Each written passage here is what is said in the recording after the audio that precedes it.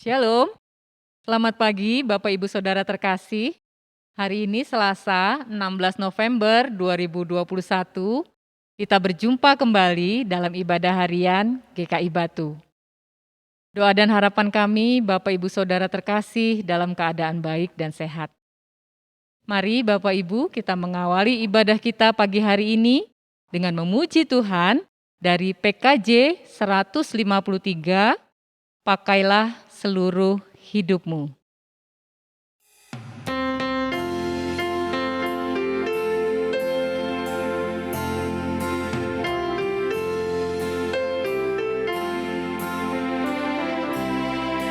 Pakailah seluruh hidupmu dalam ladang dunia. Tiap harta dan talentamu pergunakan baginya. Berkat Tuhan tersedia bagi orang yang meminta. Dia tahu yang kau butuhkan kini dan selamanya. Sungguh banyak waktu terbuang untuk hal yang tak perlu. Tuhan banyak beri peluang menyalurkan karsa-Mu. Berkat Tuhan tersedia bagi orang yang meminta. Dia tahu yang kau butuhkan kini dan selamanya.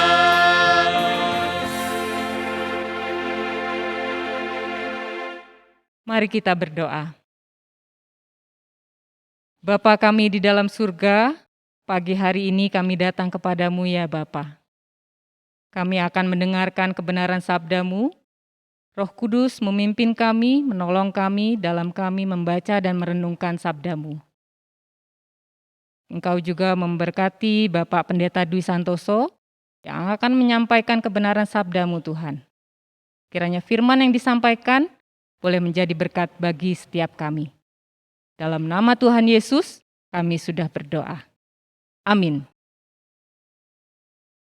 Bacaan firman Tuhan pagi hari ini terambil dari Ibrani 10 ayat 36 sampai 39.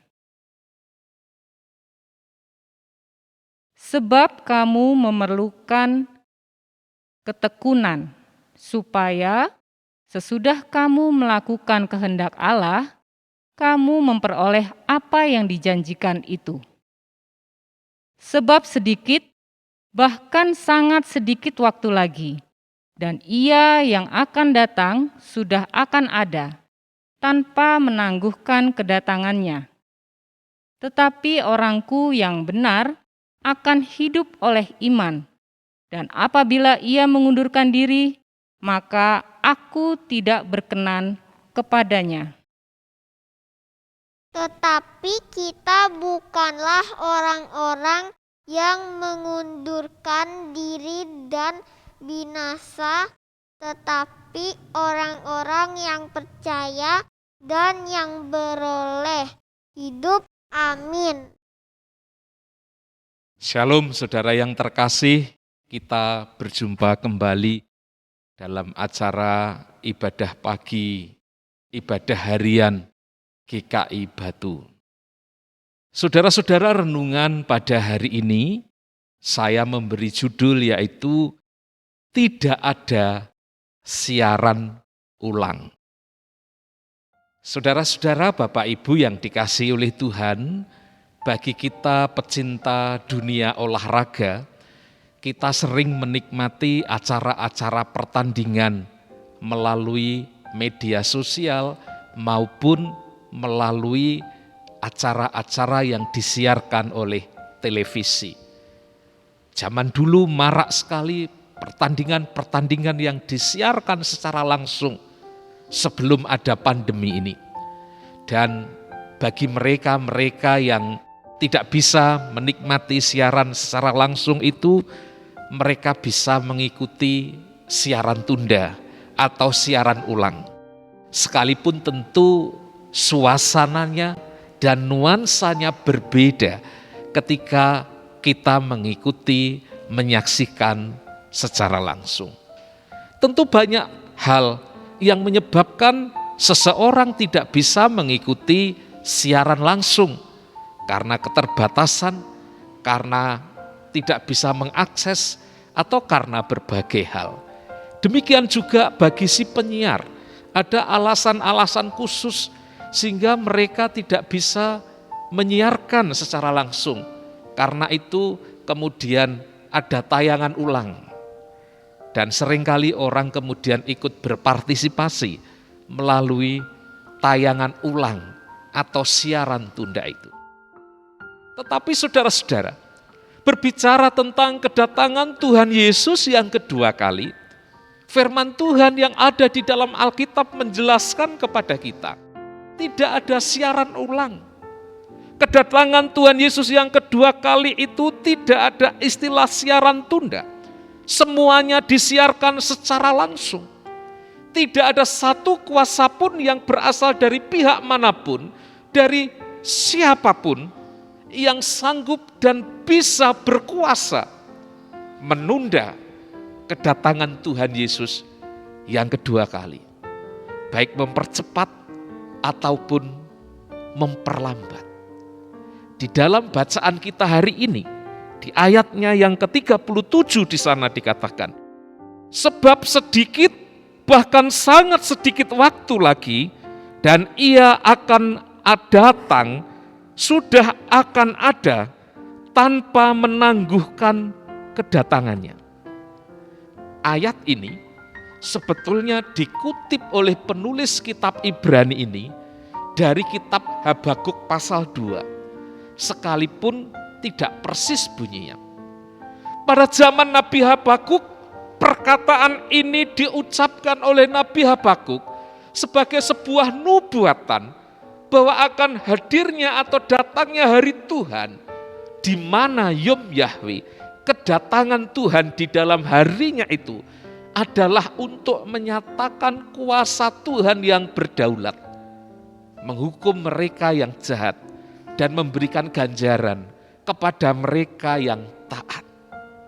Tetapi di dalam konteks surat Ibrani ini, apa yang diambil dikutip oleh penulis Ibrani ini bukan menjelaskan tentang hal yang sudah terjadi itu, tetapi di bagian ini dipakai oleh penulis surat Ibrani untuk menjelaskan tentang kedatangan Tuhan Yesus yang kedua kali.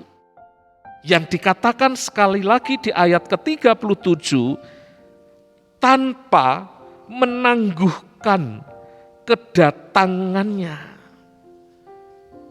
Dan di dalam konteks penerima surat Ibrani ini, kedatangan Tuhan Yesus yang kedua kali adalah waktu yang sangat ditunggu-tunggu.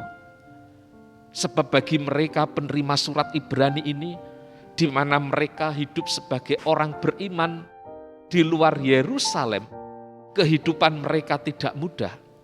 Mereka seringkali mendapatkan penderitaan oleh karena nama Yesus.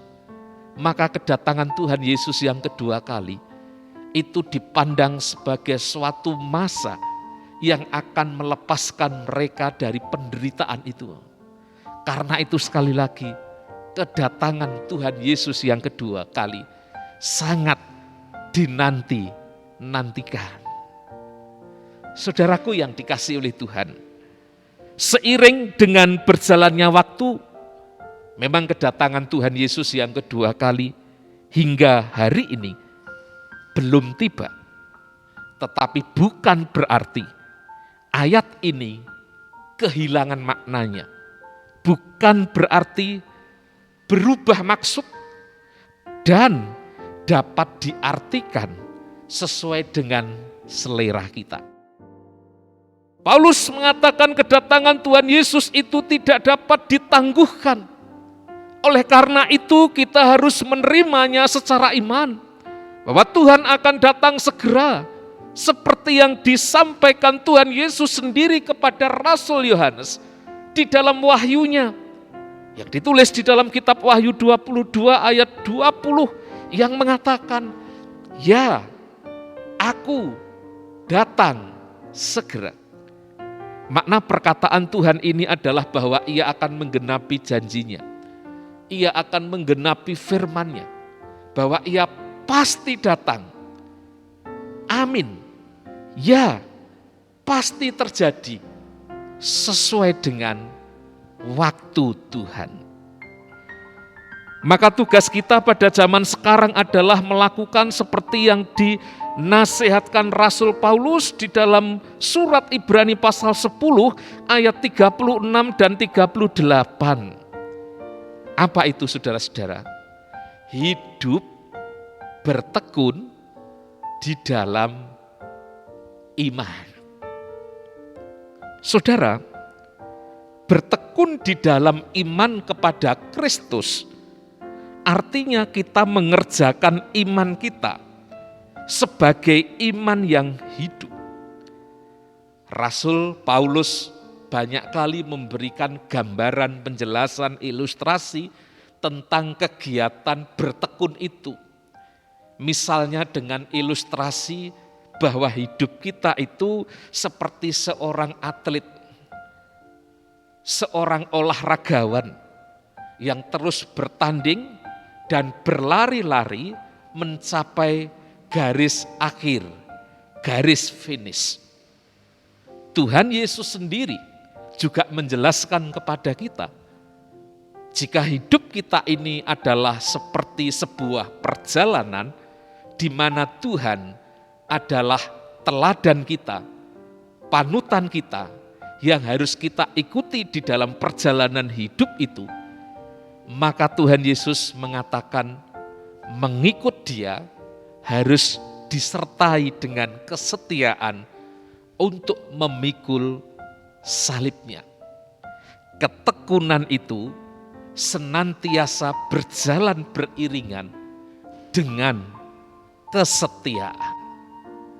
Saudara-saudara, maka ketika kita membaca tentang nasihat Rasul Paulus ini, bagaimana kehidupan yang bertekun itu berarti memerlukan kesabaran, memerlukan ketangguhan untuk tahan uji terhadap segala sesuatu, termasuk ketika menghadapi kesulitan hidup, oleh karena kita menyandang predikat sebagai murid Kristus. Orang yang bertekun itu harus terus berjalan, memandang kepada Kristus sang penuntun hidupnya, di dalam sebuah keberanian untuk menanggung dan tetap menyatakan imannya sebagai pengikut Kristus. Ketekunan itu disertai dengan sikap menerima, sehingga ada unsur ketabahan, ada unsur ketangguhan, ada unsur kesiapan seseorang untuk tetap berjalan mengikuti Yesus Tuhannya, di mana Yesus telah meneladankan memilih jalan sunyi, dan kita diminta untuk mengikutinya. Kita berkomitmen untuk memilih jalan sunyi bersama Yesus, melupakan diri, jauh dari pesta pora keduniawian, rela memberi diri, dan itu akan menguji jalan iman seseorang. Melalui itu semuanya, apakah ia bisa bertekun sampai akhir, atau ia putus di tengah jalan, drop out dari sekolah jalan Tuhan. Saudaraku yang dikasihi, peringatan Rasul Paulus tentang kedatangan Tuhan Yesus, yang kemudian juga ditegaskan oleh Rasul Yohanes yang saya bacakan di dalam Wahyu 22 ayat 20 tadi, bahwa aku akan datang segera, dan nyatanya hingga sekarang belum datang.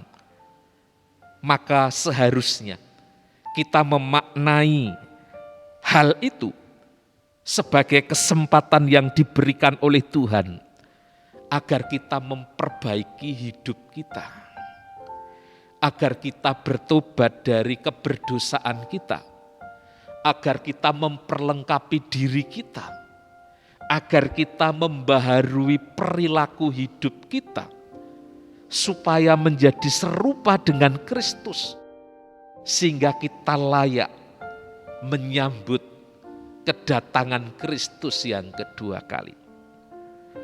Kita hendaknya kembali berkomitmen untuk bertekun di dalam Tuhan sebagai pengikutnya, agar kemudian kehidupan kita ini terus semakin hari semakin berubah, disempurnakan dan menjadi serupa dengan Kristus.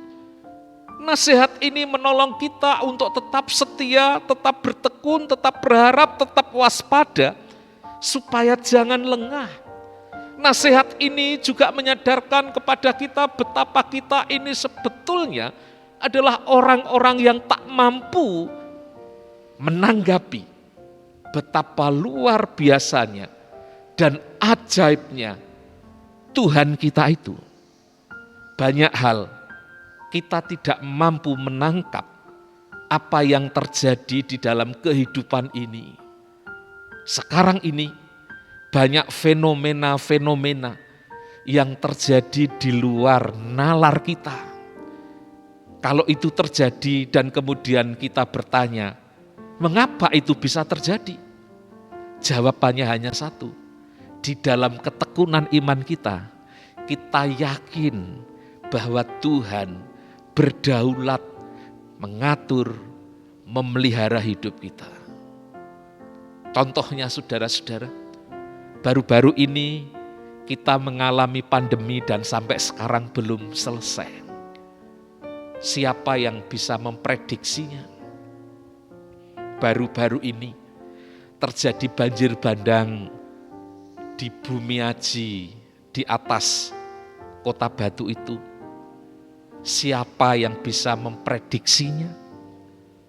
Saudara-saudara, kalau diberi kesempatan untuk melihat dan menikmati secara siaran ulang atau siaran tunda, pasti banyak orang akan menuju ke sana dan mungkin banyak orang akan meminta, memohon supaya pandemi dan tragedi banjir itu agar tidak terjadi. Tetapi nyatanya saudara, semua kejadian itu terjadi seketika. Dan hari ini mungkin kita hanya mampu berdoa, jangan terulang lagi. Saudara-saudara yang dikasihi oleh Tuhan, tetapi di dalam kehidupan kita sebagai Kristen, kita meyakini bahwa kedatangan Tuhan Yesus juga tidak dapat ditangguhkan. Tidak ada siaran tunda, terjadi seketika. Karena itu sekali lagi tugas kita bukan untuk memastikan kapan kedatangannya, mempercepat atau memperlambat. Tetapi tugas kita diingatkan oleh Rasul Paulus di dalam Ibrani 10 ayat 36 dan 38 ini. Mari kita bertekun di dalam iman kita. Artinya kita harus mengerjakan iman kita itu supaya menjadi iman yang hidup. Mari menuju minggu-minggu Advent yang sebentar lagi akan tiba, kita mengisi minggu-minggu Advent itu, memaknainya sebagai anugerah dan kesempatan bagi kita untuk mempersiapkan diri dan memperbaiki diri kita masing-masing. Mulai dari diri kita dan jangan ditunda-tunda lagi. Selamat bertekun di dalam iman dan semuanya itu hanya untuk kemuliaan nama Tuhan. Tuhan memberkati kita semuanya. Amin. Mari kita berdoa. Tuhan Yesus, kami mengucap syukur untuk cinta kasih-Mu yang mengasihi dan menyayangi kami dan memberikan firman-Mu untuk memberikan petunjuk nasihat dan memperingatkan kepada kami supaya kami sadar jati diri kami bahwa kami di dunia ini adalah murid Tuhan yang ikut berjalan bersama dengan Tuhan. Dan kami harus menunjukkan ketekunan iman kami kepadamu, supaya nyata benar bahwa kami adalah orang-orang yang setia kepada Tuhan. Di tengah-tengah situasi pandemi, dan tentu juga bagi kami yang ada di Kota Batu, masih dalam bayang-bayang beberapa hari yang lalu di dalam peristiwa banjir, di mana banyak orang yang mengalami kehilangan tempat tinggal. Ada yang menjadi korban, dan kami tetap diingatkan untuk tetap berserah dan berlindung kepada Tuhan. Kami berdoa untuk mereka-mereka yang terdampak dan menjadi korban. Tolong Tuhan memberikan pertolongan kepada mereka. Yang kehilangan tempat tinggal, Tuhan berikan perlindungan dan tempat tinggal. Yang kehilangan keluarga dan sanak famili, kiranya Tuhan menghibur mereka. Dan bagi kami sebagai anggota jemaat dan simpatisan di GKI Batu, biarlah kehadiran kami di Kota Batu ini juga turut meringankan beban mereka. Menjadi bukti kasih dan iman kami yang hidup di hadapan Tuhan, iman yang kami kerjakan untuk diri kami, bahkan untuk lingkungan di sekitar kami. Berkati untuk pekerjaan jemaat-Mu di tempat ini, limpahkan berkat dan rezekimu kepada mereka, berikan kesehatan-Mu juga kepada mereka, berikan kesetiaan kepada mereka, supaya mereka tetap berjalan mengiring Engkau ya Tuhan Yesus. Berkati hamba-Mu bersama dengan keluarga kami, berkati seluruh pelayan Tuhan, anggota Majelis Jemaat, para penatua, panitia semester, Satgas COVID-19, dan semua yang terlibat pelayanan di GKI Batu. Tuhan mampukan untuk dapat melayani dengan baik. Terima kasih Bapa untuk setiap kami dimanapun kami berada yang mengikuti ibadah ini. Berikan kepada kami untuk terus senantiasa mengandalkan Tuhan di dalam kehidupan kami. Saudara-saudara, arahkanlah hatimu kepada Tuhan dan terimalah berkat-Nya. Damai sejahtera Allah yang melampaui segala akal akan memelihara hati dan pikiranmu di dalam Kristus Yesus.